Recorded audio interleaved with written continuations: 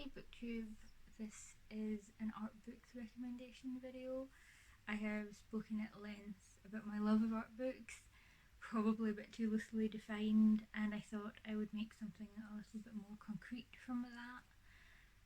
There will be a few of these because, as I said, I define this probably a bit too loosely. So I have quite a few. Also, I have back 2 art books on Kickstarter that haven't arrived yet, so this can go for quite a while. I thought today I would kind of start off with some of my favourites. That being said, if you are expecting to see Namaha, it will not be included in this video, unfortunately. I was quite vocal about it last month on Twitter and on Instagram, and so I would like to bring this back when perhaps it isn't on people's minds. Speaking of Kime, I haven't really spoken about Legend of Sword and Fairy and Legend of Radiant Sword recently. They mean a lot to me, so I do tend to cycle around to them every now and then, and we're about due. So, art books.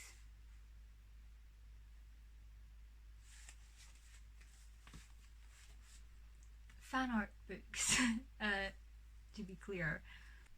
To be clear, this is by a publishing company. These are not like fanzines. And the company has done a few art collections, as can be seen on like the dust cover. So it's not. It is kind of official in some capacity. So Shenzhen, Legend of Sword and Fairy, has a kind of complicated chronology. There's one which is Linger's story. Really, she's like the figurehead of the entire series. 2 is her daughter's story. 3 is her grandmother. Don't know what 3A is. Have no idea how 4 fits in. 5 and 5 point something are about her granddaughter, and 6 kind of just broke my heart because it was in that really weird period of time where, despite having like an established world, several games just decided to go full on steampunk. It wasn't well received, and we might not be getting any more in the series, but it is one of my favourite pieces in this book. Did come from 6.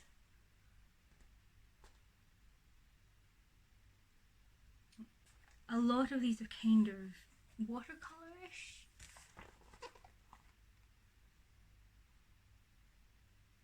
This is the protagonist from the 4th game. And here is my OTP from like, I think the 5 point something game, because like they're the best.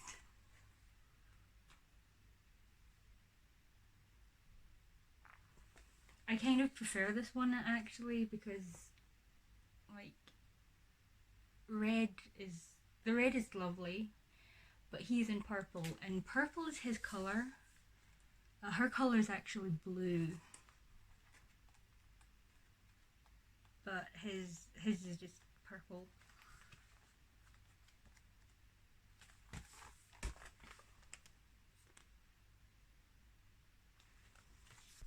And if we're being honest, the red and the purple suit them a whole lot better than the actual wedding outfit, which is absolutely gorgeous, but not as nice. But we really need to talk about Yueru, because she doesn't get anywhere near as much love as Linger, and I think it's because there were rivals in this book. So, but the pieces that are of her are just absolutely lovely.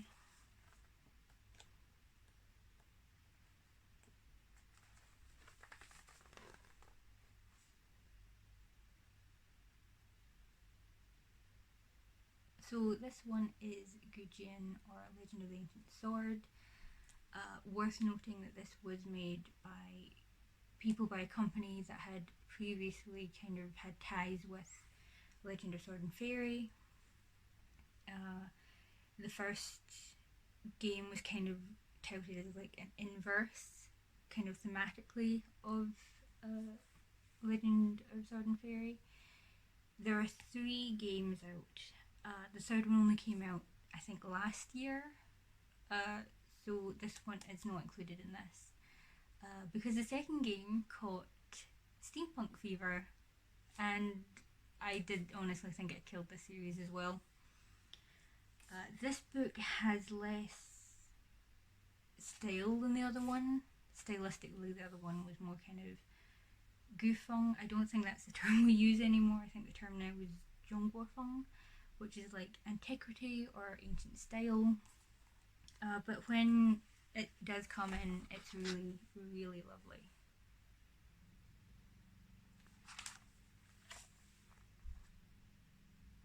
Both of these pieces are from the first game. These are 2 of the protagonists from the second.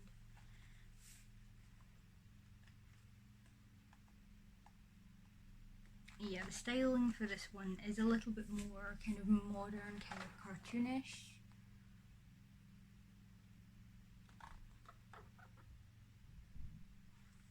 But like I said, it does have its moments. Also, Chinese books, they do kind of tend to come with freebies, and the freebie for this one was a fan. You got bookmarks with the other one, but I have misplaced them, unfortunately. Next we have Xiada. This is probably technically a manhua, but in my head it kind of falls under art books. And I don't know whether that's because I can't read it or not, but it is more art than text. It is a collection of short fables, I think. Most famous of which probably is Zhuangzi's Dreaming of a Butterfly.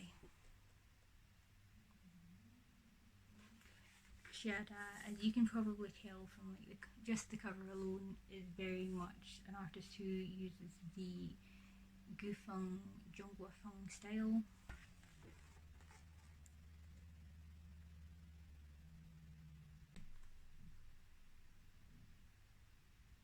It is a short collection, and then at the end it gives you a little bit of text about each of these stories.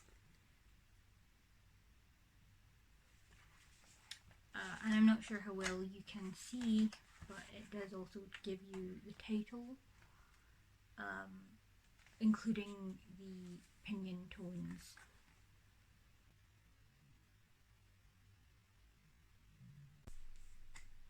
And now, my favourite artist. This art book is called Immortal Fairy Wheel, and it is by Vicky Lee. As you can probably tell, this is so detailed. It is one of the most beautiful books that I've ever seen.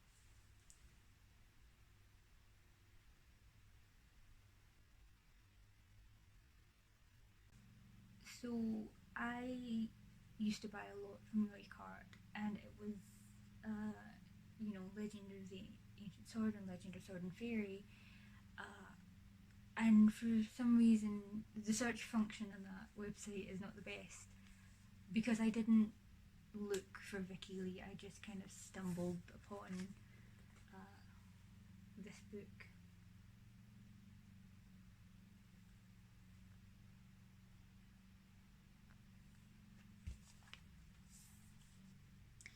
And like Xiada, this is a lot of like folklore and myth. For instance, this piece, which is by Shi, yeah, I'm surprised I can read it too, meaning white snake.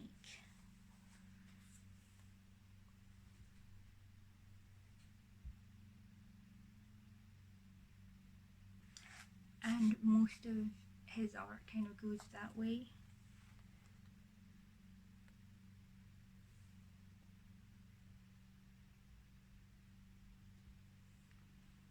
But there are a few kind of scenic pieces here and there. For instance,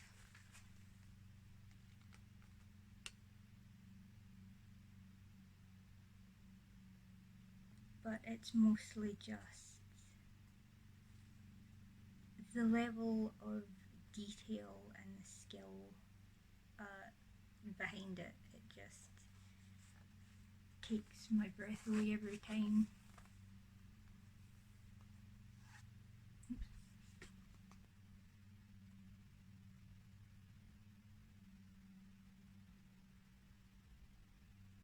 Now, I'm not certain, but I think it was a Canadian writer and translator, Yimin Wang, who suggested this for those who are interested in like mythology, again by Vicky Lee.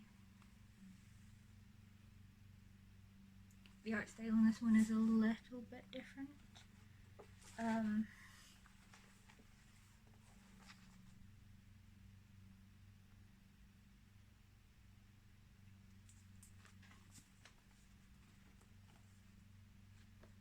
But yes, if you are looking for like a resource, it is a thick book, so you know there are a lot. It gets through a lot of them.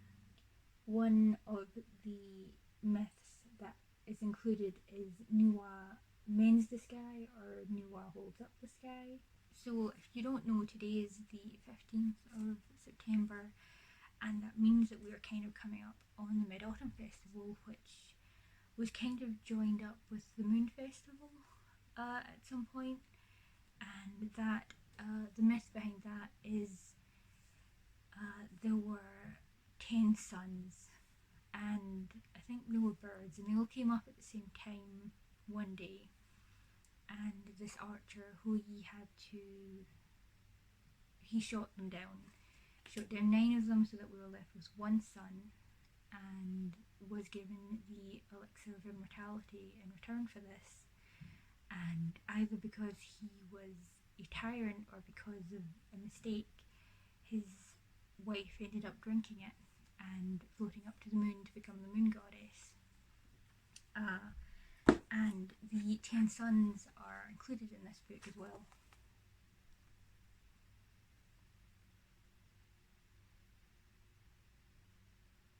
The third Vicky Lee book that I have, I unfortunately can't really make use of.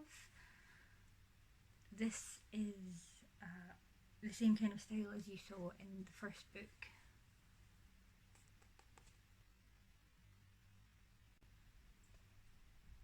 This is an art book, and as much as I can enjoy art,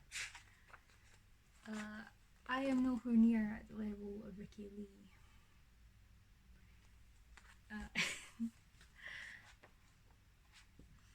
But yes, if you are good at art, or if you are interested in his style, then this would be the one that I recommend. I do not actually know what it's called because the title is in Chinese, but I will include like the ISBN numbers below. So those were some of my favourite art books. I would love to know what you think of them. Also, I would be curious if you have any guesses as to what the next category of art books will be for the next video. Please tell me what you think of Vicky Lee. That is my favourite artist, as I said, and I would love to know what other people think of the style. Thank you for watching. Bye.